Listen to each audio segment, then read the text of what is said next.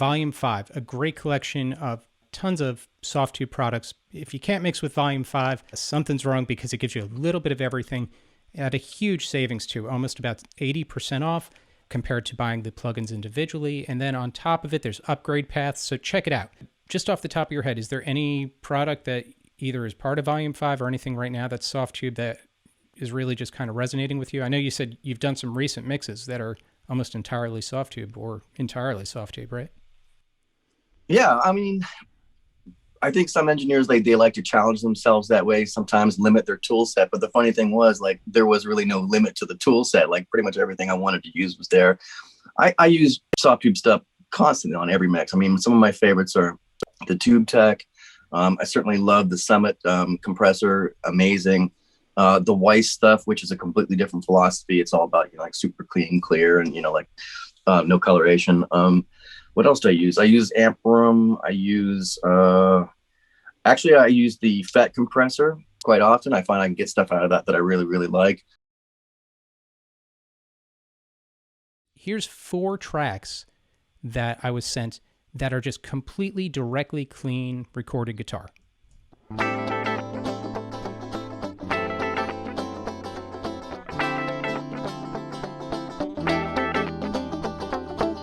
Check this out.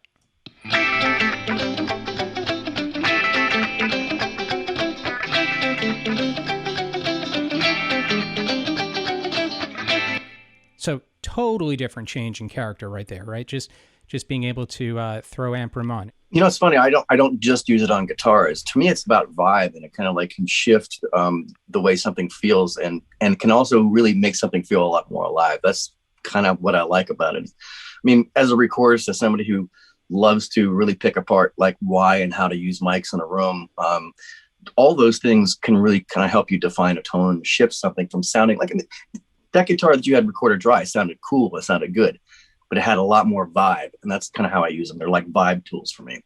A little bit of mojo, a little bit of pixie dust, some magic. That's kind of how I use it. And I've used it on a whole bunch of other stuff other than guitars, and bass. So sounds cool, but let's put on Amp Room.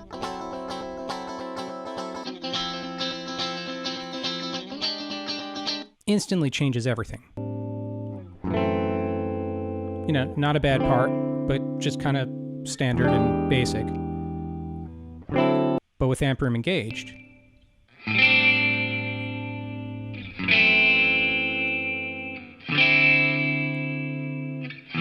and here we have the Marshall cabinet collection that also comes with Volume 5. So if I flip through this or even pick different microphone placements, listen to the difference we get in our sound.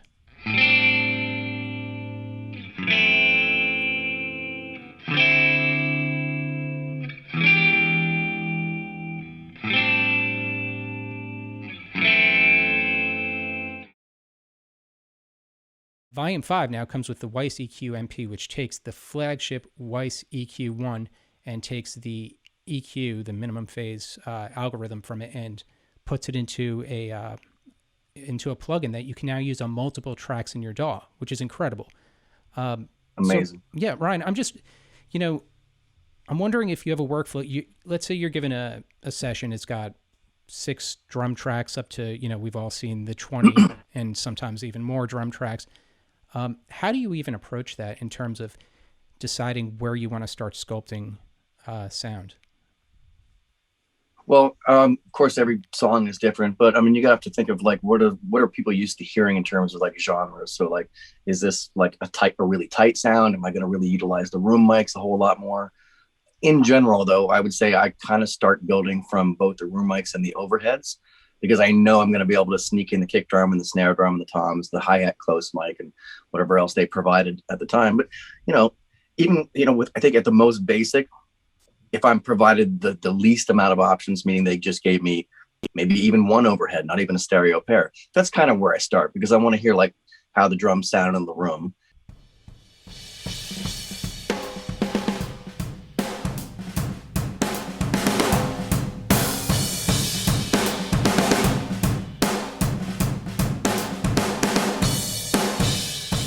Do you really want your direct mic for your snare to have that much length in the snare? So that's just it's a style choice. You kind of have to make that decision. Same thing goes with the kick drum. Do I want to make that like really tight and really punchy?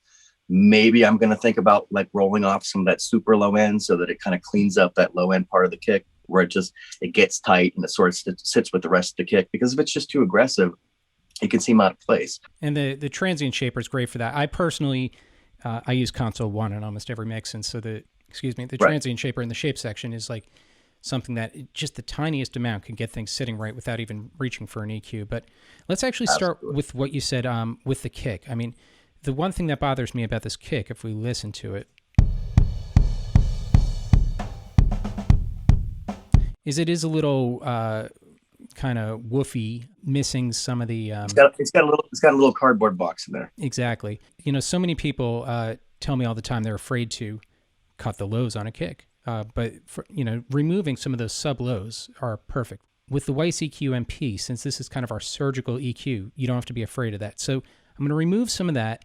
I'm actually going to start in the other direction. I'm going to actually cut right after where the fundamental is, just to make a little bit room for the fundamental of the kick. So I'm going to start by soloing one of my bands and just look for where I need to cut exactly. I'm going to really tighten up that bandwidth for a really narrow bandwidth, and which, by the way, if you haven't used the Weiss EQ MP, I mean, you can really just single out a single harmonic there, but we're not going to go that crazy.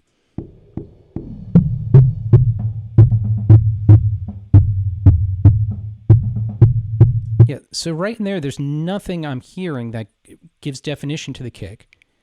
And also, it starts to creep into the territory that maybe my bass guitar would live in. So I'm going to cut that. And let's just see how that improves our signal.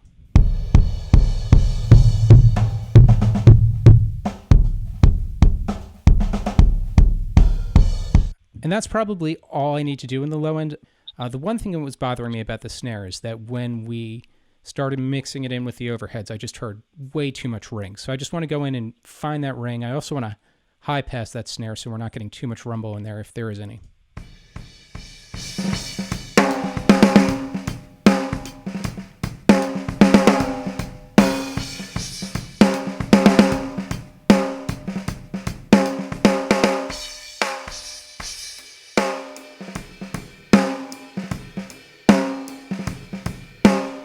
Okay, so we know we're getting a lot of the body of the snare from the overheads, so I was able to roll off a little bit of that low end, but I want to come on in and just find that ring, because I think when I mix those overheads in, I just want to have it available if I need to come on in and cut that. So I'm going to solo that band and just sweep for that.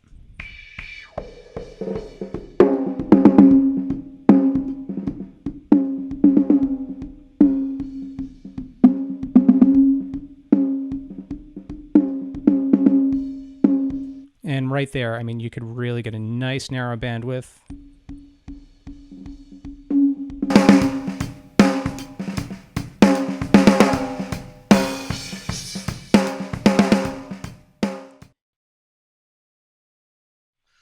I kind of tend to use it the way a lot of other people use it. Like I tend to throw it across drum tracks, sometimes even over the drum bus. It really depends on where I felt like it needs it. But it's one of those things where like it's a character change, right? It's not like it'd be hard to point out to somebody when you took it off and when you put it on. But, for us audio nerd engineers who, spend our lives listening to things, that little bit of saturation, that little bit of smear that you get from a tape plugin like that can help blend things together, certainly with drums, certainly with bass. That's 99% of the time how I'm using it. Well, what really happens with tape and what Softube is modeled is that you're getting some mild harmonic distortion, you're getting some mild compression in a certain way. It responds to some frequencies more or differently than others. So certainly with low frequency stuff, it's going to respond a little bit differently. But that's the thing. You're getting a little bit of mild harmonic distortion. You're getting a little bit of the tape compression. And it has sort of like, I don't want to say that it mellows things, but it can take like a really aggressive attack and sort of give it a little bit more musical character.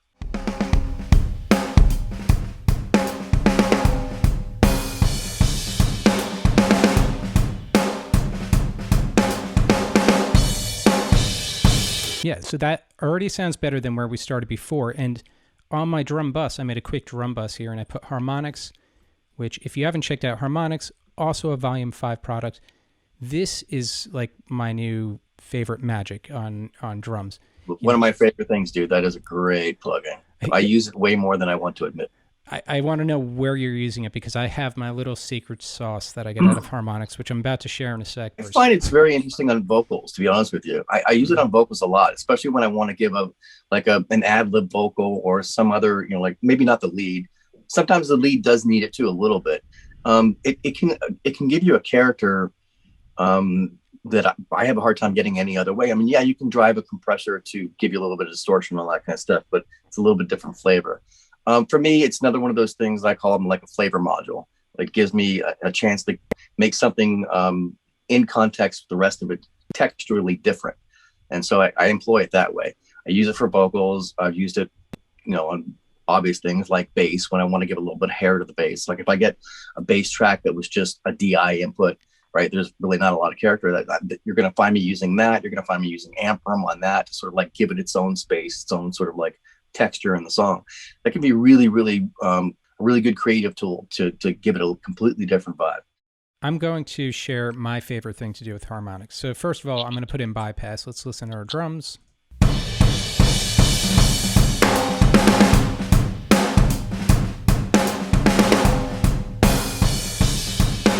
And then we're just going to bring in harmonics here, take it out of bypass.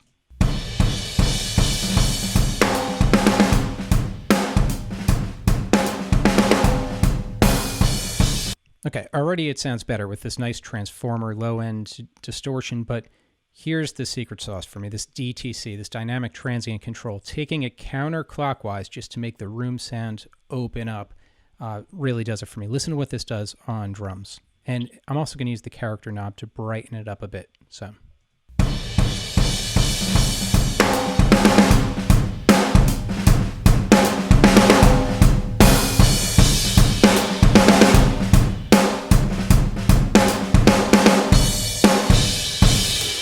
I mean, that's just insane what it does for the sound. Ryan, you did a tutorial on Harpy, I think, years ago, maybe when it first came out. Quite a long time ago, yeah. Yeah, so this really isn't the focus of the track, but on this track, I've got Harpy kind of playing along. Let's listen to that. It's just meant to be there to give us some sort of rhythm. But what I did want to include with this example is something new, because Heartbeat's been in Volume 4 in the past, but with Volume 5, we're now getting Statement Lead. And let's listen to what Statement Lead does for us. I've got a MIDI track in the background, and we've got Statement Lead here. And here's what we got.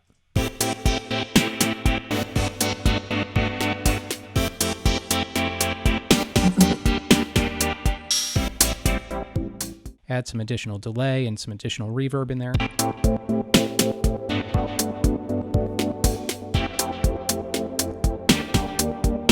And then the magic here for me in a sound like this is the spatialization tool, being able to come in and widen the high frequencies and just create this super wide stereo width.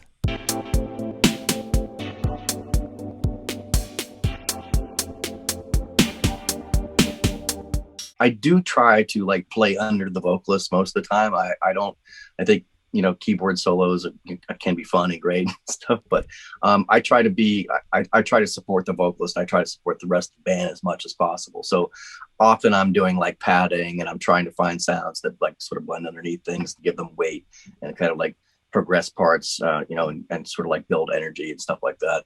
I intentionally played something just super simple, just very kind of straight, but listen to how by blending the source, adjusting our filter, even adjusting the punch, we could just totally alter the sound once again. And we'll get back into that in the effects section, that spatialization tool, because that changes everything.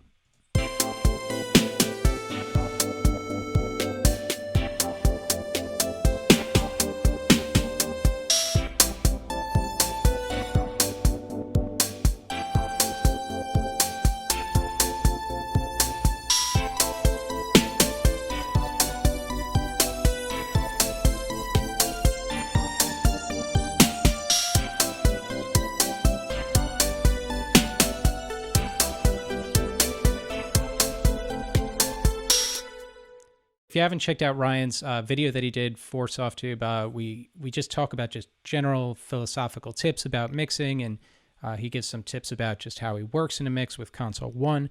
If you haven't seen that, go check it out. It's just YouTube, Ryan West Softube. It'll pop up there. On top of that, Volume 5. If you're not a Volume 5 owner, shame on you, of course. But 20-day demos on all Softube products. Just, as Ryan said before, go play with them, have fun. If you don't have fun in this industry, then why are you here?